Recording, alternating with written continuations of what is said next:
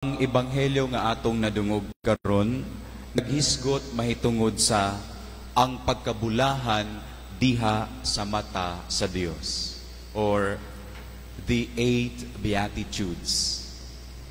Dear sisters and brothers in Christ, the attitudes of gentleness, peacefulness, meekness, simplicity, mercy, purity, justice, and honesty are all outlined in the 8 Beatitudes we hear today.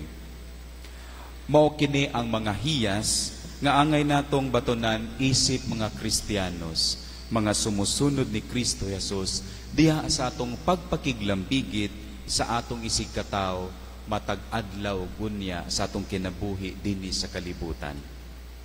Hence, the Beatitudes make a good examen of conscience for all of us as we seek to live a life of Jesus.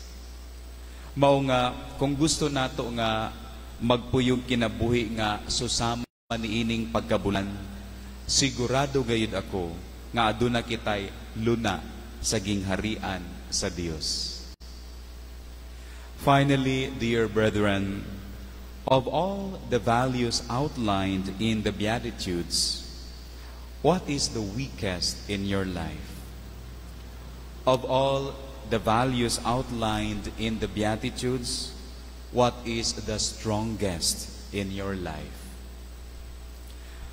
Mga igsoon, sulod nining santos nga misa karon, pangayuon unta nato ang grasya sa Dios aron nga bisan sa hinay-hinay lamang nga pamaagi, mamahimo kitang bulahan sa mata sa Dios.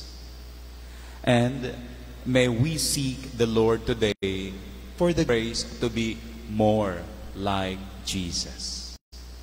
And by doing so, may God bless us all. Amen.